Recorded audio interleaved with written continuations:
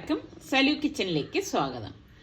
ഇന്ന് ഞാൻ വിചാരിച്ച മോക്കൊരു പൊതിച്ചോറ് ഉണ്ടാക്കി കൊടുക്കാമെന്ന്. അപ്പോൾ അതിന് വേണ്ടിയിട്ട് കുറച്ച് വെജിറ്റബിൾസ് എനിക്ക് വാങ്ങിക്കണമായിരുന്നു. വളരെ സിമ്പിളായിട്ടുള്ള പൊതിച്ചോറാണ് ഇന്ന് ഞാൻ തയ്യാറാക്കുന്നത് കേട്ടോ.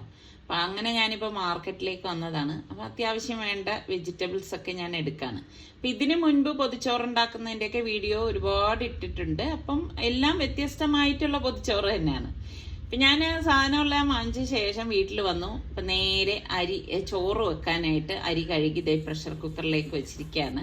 അപ്പോൾ പലരും എൻ്റെ അടുത്ത് ചോദിച്ചിട്ടുണ്ട് എങ്ങനെയാണ് ചോറ് വെക്കുന്നതെന്നൊക്കെ. അപ്പം അതിൻ്റെയും വീഡിയോ ഞാൻ ഇതിനു മുന്നേ അപ്ലോഡ് ചെയ്തിട്ടുള്ളതാണ്. അപ്പം നിങ്ങൾ സെർച്ച് ചെയ്താൽ കിട്ടും. പിന്നെ ഞാൻ നമ്മളുടെ കുമ്പളങ്ങയാണ് കഴുകിയെടുക്കുന്നത്. കുമ്പളങ്ങ എന്ന് പറയുമ്പം കുമ്പളങ്ങയ്ക്ക് കുറച്ച് നമ്മുടെ ഈ വെള്ളരിക്കയായിട്ട് ഒരു സാമ്യമുണ്ട്. അവർ തമ്മിൽ റിലേഷൻ എങ്ങനെയാണെന്നൊന്നും എനിക്കറിയത്തില്ല. പക്ഷെ ഇത് ഇച്ചിരി തൊലിക്കട്ടി കൂടിയനാണ്. അപ്പം അതുകൊണ്ട് തന്നെ അതിൻ്റെ തോലൊന്ന് കട്ട് ചെയ്തെടുക്കുകയാണ്. അപ്പം തൊലിക്കട്ടി മാത്രമല്ല, അതിൻ്റെ ആ ഉള്ളും കുറച്ച് ഭയങ്കര ഒരു ഹാർഡാണ്. മറ്റേ നമ്മളെ വെള്ളരിക്കയെ പോലെ ഒരു പാവം സോഫ്റ്റ് ആയിട്ടുള്ള കുടുംബക്കാരല്ല ഇവര്. അപ്പം ഞാനത് എനിക്കിങ്ങനെയാണ് ഈ അപ്പോഴപ്പോഴുള്ളത്, ഈ ഇൻസ്റ്റൻ്റ് ആയിട്ട് തന്നെ ചെയ്തെടുക്കുന്നതാണ് എനിക്ക് സൗകര്യം കൂടുതൽ കേട്ടോ. അപ്പം ഞാൻ അതൊന്ന് കഴുകി എടുത്തിട്ട് നമുക്ക് ഇനിയിപ്പോൾ ഇതൊന്ന് കട്ട് ചെയ്തെടുക്കണം. ഞാൻ ഇത് വെച്ചിട്ട് മോര് കറി ഉണ്ടാക്കാമെന്നാണ് വിചാരിക്കുന്നത്. അപ്പോൾ മോര് കറി ഞാൻ പല രീതിയിൽ പല വെജിറ്റബിൾസ് കൊണ്ടും ഇതിനു മുന്നേ ഒക്കെ ഉണ്ടാക്കിയിട്ടുണ്ട്. പാവയ്ക്ക മോര് കറി, വെണ്ടയ്ക്ക മോര് കറി, ഇങ്ങനെ എന്താണോ കയ്യിലുള്ളത് ആ വെജിറ്റബിൾസ് വെച്ചിട്ടാണ് ഞാൻ തയ്യാറാക്കുന്നത്. എനിക്ക് ഭയങ്കര ഇഷ്ടമുള്ള ഒരു സംഭവമാണ് ഈ മോര് കറി എന്ന് പറഞ്ഞാൽ. അപ്പം കഴുകിയ കുമ്പളങ്ങയും പിന്നെ ഒരു ടേബിൾ സ്പൂണോളം ഇഞ്ചി ചെറുതായിട്ട് അരിഞ്ഞത്, ഒരു 2 പച്ചമുളക് ഇതുപോലെ ഒന്ന് കട്ട് ചെയ്തെടുത്തത്, പിന്നെ 1/2 ടീസ്പൂൺ മഞ്ഞൾപ്പൊടി, പാകത്തിനുള്ള ഉപ്പും, 1/2 കപ്പോളം വെള്ളം ഇതുപോലെ ഒഴിച്ചിട്ട് മൺചട്ടിയിലാണ് ഞാനിത് വേവിക്കാനായിട്ട് വെക്കുന്നത്. മൺചട്ടിയിലൊക്കെ കറി വെക്കുമ്പോൾ ഒരു പ്രത്യേക രുചിയാണ് അല്ലേ. അപ്പം ഞാൻ അതൊന്ന് മൂടി വെച്ച് അതവിടെ ഇരുന്ന് വേകുന്ന സമയം കൊണ്ട് ഞാൻ വെണ്ടയ്ക്ക എടുത്ത് വെള്ളത്തിലേക്കിട്ടൊന്ന് കഴുകിയെടുക്കുകയാണ്. ഇവിടെ ആണെങ്കിൽ വെണ്ടയ്ക്ക എല്ലാവർക്കും ഇഷ്ടമുള്ളൊരു വെജിറ്റബിളാണ് കേട്ടോ. ഏറ്റവും ഇഷ്ടം നമ്മുടെ റിസ്വാനാണ്. റിസ്വാന് ഭയങ്കര ഇഷ്ടമുണ്ട് ഈ വെണ്ടയ്ക്ക. അപ്പം ഞാൻ വെണ്ടയ്ക്ക നന്നായിട്ടൊന്ന് കഴുകിയിട്ട് അത് വെള്ളം ഒഴിച്ചൊന്ന് മാറ്റി വെക്കണം. അപ്പം ഇതിനിടയിൽ ഞാൻ നമ്മുടെ വെജിറ്റബിൾസ് നോക്കണം, അത് തിളച്ചുകൊണ്ടിരിക്കുകയാണ്. വെണ്ടയ്ക്കയുടെ കൂടെ ഞാൻ 3 പൊട്ടറ്റോ ഇവിടെ എടുത്തിട്ടുണ്ട്. മീഡിയം സൈസിലെ പൊട്ടറ്റോ ആണ് എടുത്തിരിക്കുന്നത് കേട്ടോ. അപ്പം ഞാൻ ഈ വെണ്ടയ്ക്കയും പൊട്ടറ്റോയും കൂടി ചേർത്തിട്ടാണ് ഇത് തയ്യാറാക്കുന്നത്. പിന്നെ ഇതിൽ തന്നെ വഴുതനങ്ങ ഉപയോഗിക്കുന്നവരും ഉണ്ടാവും. ഇന്നിപ്പം ഞാൻ അതൊന്നും ഉപയോഗിക്കുന്നില്ല കേട്ടോ. അപ്പം വെണ്ടയ്ക്ക ഒന്ന് അതിൻ്റെ തലയും വാലും ഒക്കെ ഒന്ന് കട്ട് ചെയ്തെടുക്കണം. വെണ്ടയ്ക്കയ്ക്ക് മട്ടന്റെ ഗുണം ഉണ്ടെന്നാണ് പറയപ്പെടുന്നത്. എനിക്ക് അതിനെക്കുറിച്ച് കൂടുതലൊന്നും അറിയത്തില്ല. എന്തായാലും ഞാൻ നേരത്തെ പറഞ്ഞില്ലേ, നമ്മുടെ റിച്ചുവിന് ഏറ്റവും ഇഷ്ടമുള്ള ഒരു ഐറ്റമാണ്. അപ്പോൾ വെണ്ടയ്ക്ക ഞാനിവിടെ ഇതുപോലെ എടുക്കുമ്പോഴൊക്കെ അവനെ എനിക്ക് ഓർമ്മ വരും കേട്ടോ. അപ്പൊ നമ്മൾ വെണ്ടയ്ക്ക ഞാൻ ഇതുപോലെയാണ് കട്ട് ചെയ്തെടുക്കുന്നത്. നെടുകെ കീറിയിട്ട് ഒരു 3 or 4 പീസായിട്ട് ആ വെണ്ടയ്ക്കയുടെ വലിപ്പത്തിനനുസരിച്ച് ഒന്ന് കട്ട് ചെയ്തെടുക്കും. അപ്പൊ അതൊന്ന് കട്ട് ചെയ്ത് വെച്ച ശേഷം ഞാൻ മീൻ ഒന്ന് വെള്ളത്തിലേക്ക് ഇട്ടൊന്ന് വൃത്തിയാക്കി എടുക്കുകയാണ്. ഇതൊക്കെ ഞാനിപ്പം മാർക്കറ്റിൽ പോയിട്ട് വാങ്ങിച്ചിട്ട് വന്നതാണ് കേട്ടോ. നല്ല ഫ്രഷ് ആയിട്ടുള്ള അയല മീനാണ്. അപ്പൊ ഈ അയല മീനും മറ്റു മീനൊക്കെ വൃത്തിയാക്കുന്നതിൻ്റെയൊക്കെ വീഡിയോ എൻ്റെ പല വ്ളോഗുകളിലായിട്ട് ഞാൻ കാണിച്ചിട്ടുണ്ടായിരുന്നു. അപ്പൊ അയല മീനായതുകൊണ്ട് തന്നെ ഇതിന്റെ തോല് കളയേണ്ട ആവശ്യമൊന്നുമില്ല. ഇതുപോലെ ഒന്ന് കത്തി കൊണ്ടൊന്ന് ക്ലീൻ ചെയ്തെടുത്താൽ മതി. അപ്പൊ ഇത് കാരണം വളരെ സോഫ്റ്റ് ആയിട്ടുള്ള മീനാണ്. അപ്പൊ ഇത് തോല് കളയാൻ നമുക്ക് ഭയങ്കര ബുദ്ധിമുട്ടായിരിക്കും. കാരണം അതിന്റെ മാംസം കൂടി ഇളകി വരും നമ്മൾ ഇളക്കുമ്പോഴേക്കും. അപ്പൊ അത് കാരണം ഞാൻ ഇങ്ങനെ ഒന്ന് വൃത്തിയാക്കി എടുക്കത്തേ ഉള്ളൂ. ഇനി തോല് കളയുന്നവരുണ്ടോ എന്നുള്ള എനിക്ക് അറിയത്തില്ല. ഉണ്ടെങ്കിൽ ഒന്ന് പറഞ്ഞാൽ മതി കേട്ടോ. അപ്പൊ ഞാനിങ്ങനെയാണ് കട്ട് ചെയ്യുന്നത്. ഇതിന്റെ സൈഡ് 2 വശവുമുള്ള ആ മുള്ളുണ്ടല്ലോ ഫുള്ള് സിസർ കൊണ്ട് കട്ട് ചെയ്തെടുക്കും. എനിക്ക് എപ്പോഴും സിസർ കൊണ്ട് മീൻ വൃത്തിയാക്കുന്നതാണ് ഇഷ്ടം. എന്നിട്ട് അതിന്റെ ചെകിള എങ്ങനെ അങ്ങ് വലിച്ചങ്ങ് എടുക്കും കേട്ടോ. അപ്പൊ ഇത് ഫ്രൈ ചെയ്തെടുക്കാനാണ് ഞാൻ ഉദ്ദേശിക്കുന്നത്. അതുകൊണ്ടാണ് ആ ചെകിള അങ്ങ് കളഞ്ഞത്. കറി വെക്കാനായിരുന്നെങ്കിൽ തല ഇങ്ങനെയല്ല കട്ട് ചെയ്യണം. എന്നിട്ട് ഇതിനുള്ളിൽ ഈ 2 സൈഡും ഒന്ന് പിടിച്ചൊന്ന് വലിക്കുമ്പോഴേക്ക് അതിനുള്ളിലെ അഴുക്കും എല്ലാം ഇങ്ങ് പുറത്തേക്ക് വരും. ഇനി നമുക്ക് ഈ അകത്തെ ആ ഒരു ഭാഗം ഞാൻ ഈ ഭാഗം ഒന്ന് കട്ട് ചെയ്ത് വിടും. കാരണം ഇതിനുള്ളിലെ അഴുക്കൊക്കെ എടുത്തു കളയാൻ സൗകര്യത്തിനാണ് കേട്ടോ. എന്നിട്ട് ഇതിനുള്ളിൽ ഈ കറുത്ത ഒരു ഭാഗമുണ്ട്, അത് നന്നായിട്ട് കറുപ്പ് മാറണം കേട്ടോ. അതുപോലെ നമ്മൾ ഇതൊന്ന് ക്ലീൻ ചെയ്തെടുക്കണം. കറുപ്പിരിക്കാനേ പാടില്ല. അപ്പൊ ഇത് നല്ലതുപോലെ ഒന്ന് ക്ലീൻ ചെയ്ത് എടുത്ത ശേഷം ഇനി നമുക്ക് ഇതൊന്ന് കഴുകിയെടുക്കാം. അപ്പൊ എനിക്ക് ഈ അയല മീനൊക്കെ, അയല, പാര, ഈ മീനൊക്കെ ആണെങ്കിൽ വൃത്തിയാക്കാൻ എളുപ്പമാണ് കേട്ടോ. നമ്മൾ ആ ഒരു ട്രിക്കൊന്ന് പഠിച്ചു കഴിഞ്ഞാൽ നമുക്ക് പെട്ടെന്ന് വൃത്തിയാക്കി എടുക്കാനും സാധിക്കും. അപ്പം പാരയൊക്കെ ആണെങ്കിൽ നമുക്ക് തോല് കളയണം കേട്ടോ. ഞാൻ പാരയൊക്കെ ക്ലീൻ ചെയ്യണമൊക്കെ ഇട്ടിട്ടുണ്ട്. അപ്പം പുതുതായിട്ടൊക്കെ ഈ കുക്കിങ്ങിലേക്ക് വരുന്നവർക്കൊക്കെ അത് അറിയണം എന്നില്ലല്ലോ. അപ്പം ഇതുപോലെ നിങ്ങൾ കണ്ടു കഴിഞ്ഞാൽ നിങ്ങൾക്കും 1-2 പ്രാവശ്യം ട്രൈ ചെയ്യുമ്പോൾ എളുപ്പം ക്ലീൻ ചെയ്തെടുക്കാൻ പറ്റും. അപ്പം ഞാൻ പറഞ്ഞില്ലേ, ഇത് ഫ്രൈ ചെയ്തെടുക്കാൻ വേണ്ടിയിട്ടാണ്. അപ്പം ഞാനിതാ ഇതുപോലെ ഒന്ന് വരഞ്ഞു കൊടുക്കും. വരയുക എന്ന് പറഞ്ഞാൽ പേരിൽ നമ്മൾ വരഞ്ഞ് വിടുക ആവരുതേ, അകത്ത മുള്ളിൽ തട്ടണം. എങ്കിൽ മാത്രമേ നമ്മൾ മസാലയൊക്കെ പിടിപ്പിക്കുമ്പം ഉള്ളിലേക്ക് മസാല കടക്കത്തുള്ളൂ. അപ്പോൾ ദാ നമ്മുടെ 3 അയല മീൻ ഞാൻ നന്നായിട്ട് കഴുകി വൃത്തിയാക്കി എടുക്കുകയാണ്. അപ്പോൾ അതാ ഫ്രഷ് ആയതുകൊണ്ട് തന്നെ എനിക്ക് എപ്പോഴും മീനൊക്കെ വെക്കുമ്പോൾ അത് ഫ്രഷ് ആയിട്ട് തന്നെ വെക്കണം എന്ന് നിർബന്ധമുള്ള ഒരു കൂട്ടത്തിലാണ് കേട്ടോ. ഞാൻ അങ്ങനെ ഫ്രീസറിൽ മീൻ അങ്ങനെ സൂക്ഷിക്കാറില്ല, ഞാൻ ഇതിനു മുൻപും പറഞ്ഞിട്ടില്ലേ. അപ്പോൾ അതാ ഇതൊന്ന് കഴുകി എടുത്ത് വെച്ചു. അപ്പോൾ ഇതിനിടയിൽ ഞാൻ ഗ്യാസ് ഓഫ് ചെയ്തിട്ടുണ്ടായിരുന്നു. സ്റ്റീമൊക്കെ പോയ ശേഷമാണ് ഇതാ ഇപ്പോൾ കുക്കർ ഓപ്പൺ ചെയ്തത്. ഇനി നമുക്കിതൊന്ന് ഡ്രെയിൻ ചെയ്തെടുക്കാം. അപ്പോൾ അരമണിക്കൂറാണ് എനിക്ക് ചോറ് വേവിക്കുന്ന സമയം എന്ന് പറയുന്നത് കേട്ടോ. അരമണിക്കൂർ കൊണ്ട് തന്നെ നമ്മളുടെ ചോറ് റെഡിയായി വരും. അപ്പോൾ ഇനി ഇതൊന്ന് മാറ്റി മൂടി വെക്കുകയാണ് ചെയ്യുന്നത്. അപ്പം മീൻ ഞാൻ വരഞ്ഞതിലേക്ക് ഞാൻ ഇതാ കുരുമുളക് പൊടിയും മഞ്ഞൾപ്പൊടിയും അതുപോലെ തന്നെ ഗരം മസാല പൊടി ഞാൻ ഇട്ട് കൊടുക്കുന്നുണ്ട്. പിന്നെ കാശ്മീരി ചില്ലി പൗഡറാണ്, അത് നമ്മുടെ പാകത്തിന് ഇട്ട് കൊടുത്താൽ മതി കേട്ടോ. പിന്നെ പാകത്തിനുള്ള ഉപ്പും കൂടി ഇട്ടിട്ട് നമുക്കിനിയിപ്പോൾ ഇത് ഞാൻ വെള്ളമൊന്നും ഒഴിക്കത്തില്ല, അല്ലാതെ മിക്സ് ചെയ്തെടുക്കും. പിന്നെ ഇതേപോലെ തന്നെ മീൻ പൊരിക്കുമ്പോഴേക്കും ഞാൻ ചില സമയം ഇതിലേക്ക് ഇഞ്ചി വെളുത്തുള്ളി പേസ്റ്റ് ചേർക്കും, ചില സമയം ഞാൻ പെരിഞ്ജീരകം അരച്ച് ചേർക്കും, പിന്നെ കറിവേപ്പില ചേർക്കും. അങ്ങനെ വ്യത്യസ്തമായിട്ടുള്ള രീതിയിലാണ് ഞാൻ മസാലകൾ തയ്യാറാക്കുന്നത് കേട്ടോ. അല്ലാതെ ഒരേ രീതിക്ക് തന്നെ ഞാൻ റെഡിയാക്കി എടുക്കാറില്ല. ഇതിപ്പോൾ സിമ്പിളായിട്ടുള്ള രീതിയിൽ എടുത്തന്നേ ഉള്ളൂ. അപ്പം ഞാൻ ഇതിനിടയിൽ പൊട്ടറ്റോ കട്ട് ചെയ്തിട്ടില്ലായിരുന്നു. അപ്പം ഇനിയിപ്പോൾ ഈ 3 പൊട്ടറ്റോയും കൂടി ഒന്ന് അരിഞ്ഞെടുക്കണം. നമ്മുടെ വെണ്ടക്കയിലേക്ക് ചേർക്കാൻ വേണ്ടിയിട്ടാണ് കേട്ടോ. അപ്പോൾ കണ്ടില്ലേ, ഈ ഒരു വലുപ്പത്തിലെ പൊട്ടറ്റോ ആണ് ഞാൻ എടുത്തിരിക്കുന്നത്. അപ്പം വെണ്ടയ്ക്കയും പൊട്ടറ്റോയും കൂടിയിട്ടുള്ള മെഴുക്കാണ് നമ്മൾ തയ്യാറാക്കുന്നത്. അപ്പം പൊതിച്ചോറ് തന്നെ നമുക്ക് കുറച്ച് ലാവിഷായിട്ടും ഉണ്ടാക്കാം, വളരെ സിമ്പിളായിട്ടും ഉണ്ടാക്കാം. എൻ്റെ ഒരു അഭിപ്രായത്തിൽ പൊതിച്ചോറ് വളരെ സിമ്പിളായിട്ട് തയ്യാറാക്കുന്നതാണ് നല്ലത്. നിങ്ങളുടെയൊക്കെ അഭിപ്രായം എന്താണ്? ആ പൊതിച്ചോറെന്ന് കേൾക്കുമ്പോൾ തന്നെ നമുക്ക് ആ ഒരു എന്താ പറയുക മനസ്സിലേക്ക് കടന്നു വരും അല്ലേ. അങ്ങനെ എനിക്ക് മനസ്സിലേക്ക് കടന്നു വരുന്നതെന്ന് വെച്ചാൽ നമ്മൾ സ്കൂളിലൊക്കെ പോകുമ്പോൾ ചില സമയങ്ങളിൽ ഞാൻ പറയാറുണ്ട് കേട്ടോ, നമ്മുടെ കൂട്ടുകാരികളൊക്കെ കൊണ്ടുവരുന്നത് കാണുമ്പോൾ ആ ഇല ഇങ്ങനെ തുറക്കുമ്പോൾ തന്നെ എന്തൊരു മണമാണ്. അപ്പം ഞാൻ ഉമ്മ അടുത്ത് പറയും, എനിക്ക് ഇന്ന് പൊതിച്ചോറ് തന്നു വിടണം എന്നൊക്കെ ഇങ്ങനെ പറയും. അന്ന് നമ്മുടെ ഇവിടെ ഈ പറഞ്ഞ മാതിരി വാഴ ചിലപ്പോൾ കാണത്തില്ല. അപ്പം അപ്പുറത്തെ വീട്ടിൽ നിന്ന് വാഴയില വാങ്ങിച്ചിട്ടെങ്കിലും ഉമ്മ പൊതിച്ചോറ് ഉണ്ടാക്കി തരും. അപ്പം ഇതിലേക്ക് ഞാൻ ഒരു സവാളയും കൂടി എടുത്തിട്ടുണ്ടേ. അപ്പം ഇതും ഒന്ന് ഇതുപോലെ ഒന്ന് കട്ട് ചെയ്തെടുക്കണം.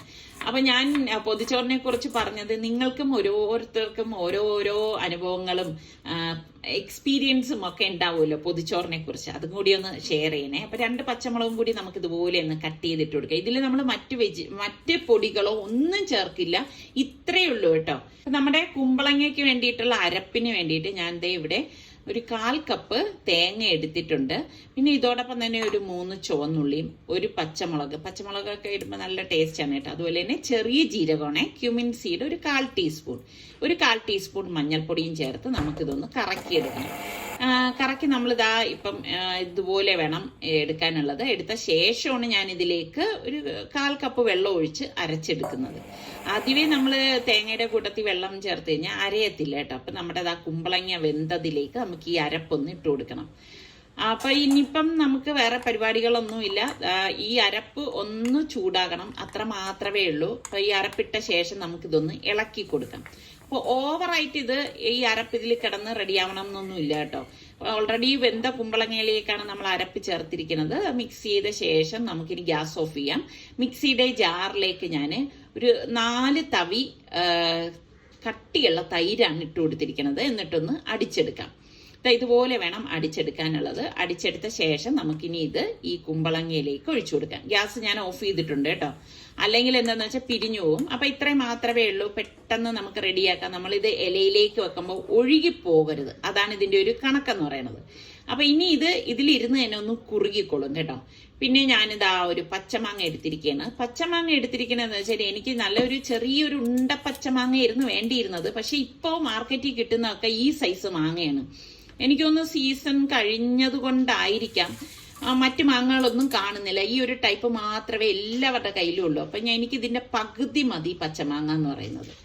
പക്ഷേ ഈ മാങ്ങ സീസണൊക്കെ ആകുമ്പോൾ നല്ല ഉണ്ടൻ മാങ്ങയൊക്കെ കിട്ടിക്കഴിഞ്ഞാൽ ചമ്മന്തി കിഡിലാവും. ചമ്മന്തിക്ക് വേണ്ടിയിട്ടാണ് ഞാൻ ഈ മാങ്ങ എടുത്തിരിക്കുന്നത് കേട്ടോ.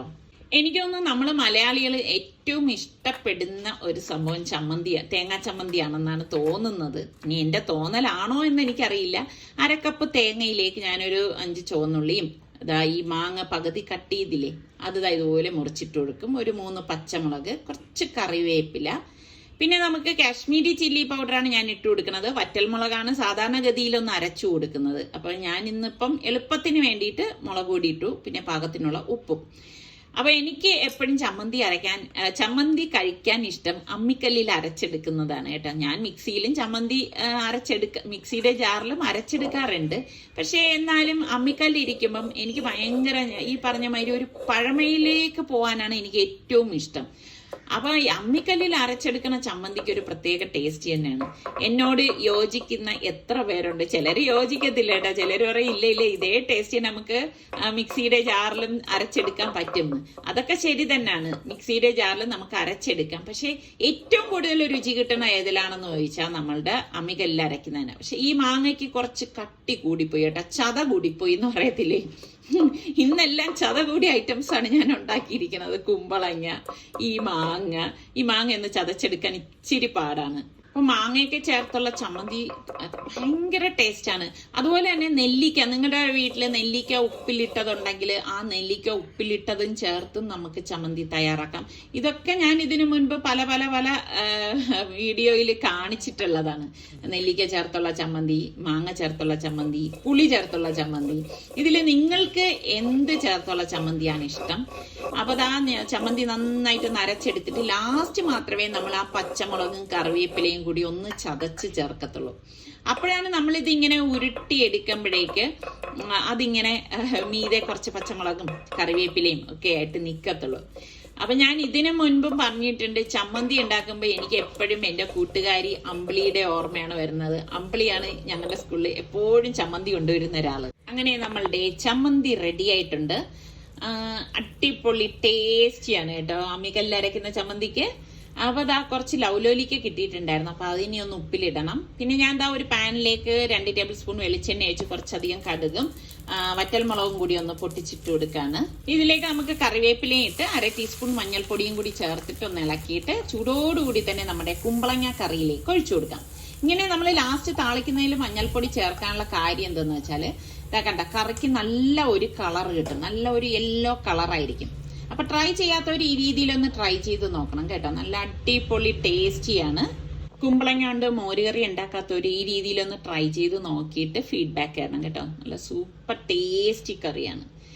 അപ്പൊ ഞാൻ ഇതേ പാനിലേക്ക് തന്നെ വെളിച്ചെണ്ണ വീണ്ടും ഒഴിച്ചു കൊടുക്കാണ്. ഒരു 3 ടേബിൾ സ്പൂൺ വെളിച്ചെണ്ണ ഒഴിച്ച് കടുകിട്ട് പൊട്ടിച്ചു കൊടുക്കാണ്. പിന്നെ നമുക്ക് വറ്റൽമുളകും കുറച്ച് കറിവേപ്പിലയും കൂടി ഇട്ട ശേഷം നമ്മൾ ഈ കട്ട് ചെയ്ത് വെച്ചിരിക്കുന്ന വെണ്ടയ്ക്കയും പൊട്ടറ്റോയും സവാളയും എല്ലാം പച്ചമുളകും എല്ലാം കൂടി ഒരുമിച്ച് തന്നെ ഇതുപോലെ ഇട്ട് കൊടുക്കും കേട്ടോ.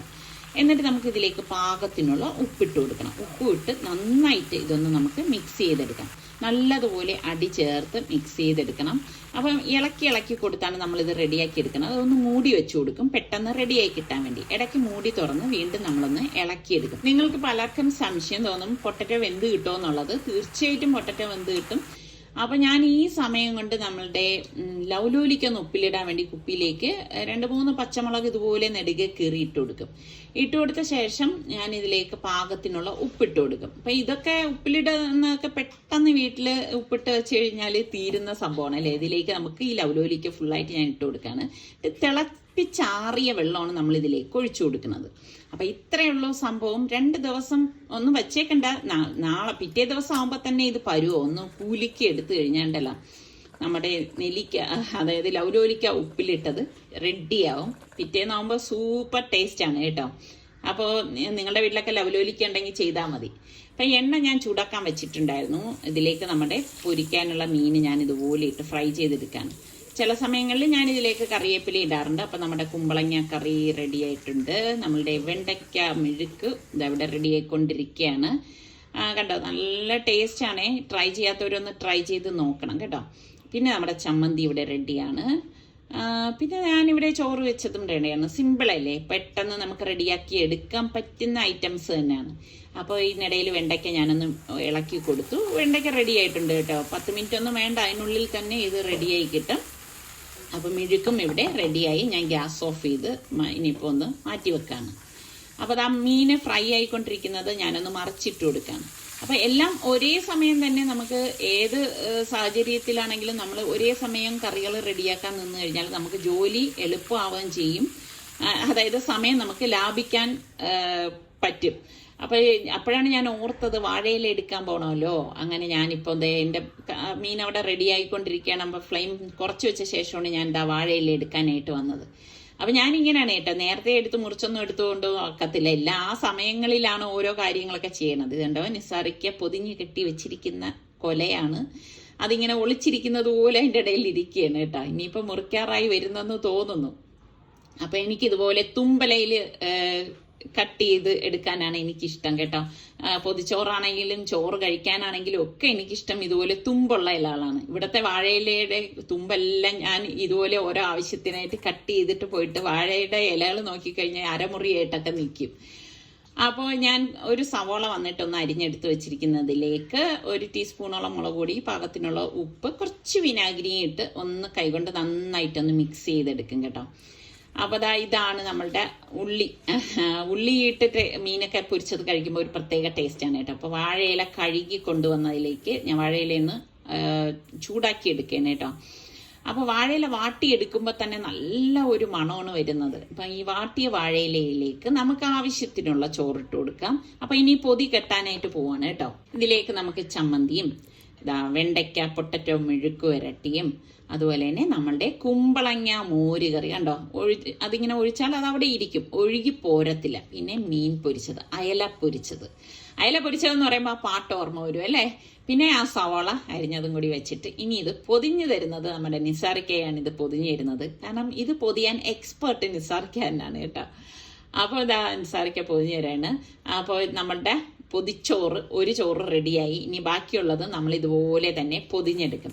അപ്പം ഇതുപോലെ പൊതിച്ചോറ് ഇഷ്ടമുള്ള എത്ര പേരുണ്ട്? ഇഷ്ടമുള്ളവരൊക്കെ ഒന്ന് കമൻറ്റ് ചെയ്യട്ടാ. പൊതിച്ചോറ് കഴിക്കാൻ ആഗ്രഹിക്കുന്ന ഒരുപാട് പേരുണ്ടാവും. എനിക്ക് തോന്നുന്നു നമ്മുടെ നാട്ടിലുള്ളതിനേക്കാളും വിദേശത്തൊക്കെ ഉള്ള ആൾക്കാരാണ് പൊതിച്ചോറൊക്കെ ഏറെ ഇഷ്ടപ്പെടുന്നതെന്ന്.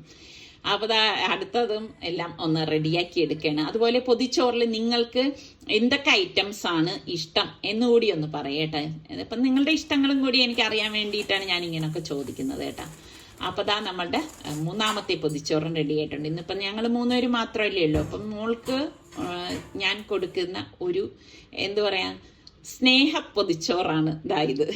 അപ്പൊ ഈ പൊതിച്ചോറ് പൊതി കെട്ടി ഇനി അങ്ങ് മാറ്റി വെക്കും. ഇപ്പോഴൊന്നും തുറക്കത്തില്ല. ഉച്ചയ്ക്ക് ലഞ്ച് ടൈമിൽ മാത്രമേ നമ്മൾ ഈ പൊതിച്ചോറ് തുറക്കത്തുള്ളൂ. അങ്ങനെ നമ്മളുടെ പൊതിച്ചോറ് തുറക്കാണ്. അതിങ്ങനെ വാട്ടിയ വാഴയില ഇങ്ങനെ തുറന്നെടുക്കുമ്പോൾ ആ ഒരു മണം ഉണ്ടല്ലോ, എൻ്റെ റബ്ബേ, സഹിക്കാൻ പറ്റത്തില്ല. പ്രത്യേകിച്ച് ആ ചമ്മന്തി, കുമ്പളങ്ങ മോരറിയൊക്കെ ഇങ്ങനെ രാവിലെ കെട്ടിവെച്ചാലേ അതിനൊരു പ്രത്യേക സുഗന്ധം തന്നെയാണ്. ശരിക്കും പറഞ്ഞാല് നമ്മൾ മലയാളികൾ ആരും ഉണ്ടാവില്ല പൊതിച്ചോറ് ഇഷ്ടപ്പെടാത്തവരായിട്ട്. അപ്പൊ എന്തായാലും ഇന്നത്തെ നമ്മളുടെ ഈ പൊതിച്ചോറ് നിങ്ങൾക്ക് എല്ലാവർക്കും ഇഷ്ടമായെന്ന് വിശ്വസിക്കുന്നു. ഇഷ്ടപ്പെടാണെങ്കിൽ ലൈക്ക് ചെയ്യാനും കമന്റ് ചെയ്യാനും ഒന്നും മറന്നു വരുത് കേട്ടോ. അതുപോലെ തന്നെ നമ്മളുടെ ചാനൽ കണ്ടുകൊണ്ടിരിക്കുന്നവരിൽ സബ്സ്ക്രൈബ് ചെയ്യാതെ കാണുന്ന ആരെങ്കിലും ഒക്കെ ഉണ്ടെങ്കിൽ നിങ്ങൾക്ക് നമ്മളുടെ ചാനൽ ഇഷ്ടപ്പെടുകയാണെങ്കിൽ സബ്സ്ക്രൈബ് ചെയ്യാനോ ബെല്ലൈക്കൺ പ്രസ് ചെയ്യാനോ ഒന്നും മറന്നു വരുതേ. അടുത്ത് നമുക്ക് നല്ല സിമ്പിൾ റെസിപ്പിയോ വ്ളോഗോ ഇട്ടൊക്കെ കാണാം. അതുവരയ്ക്കും എല്ലാവർക്കും ബൈ.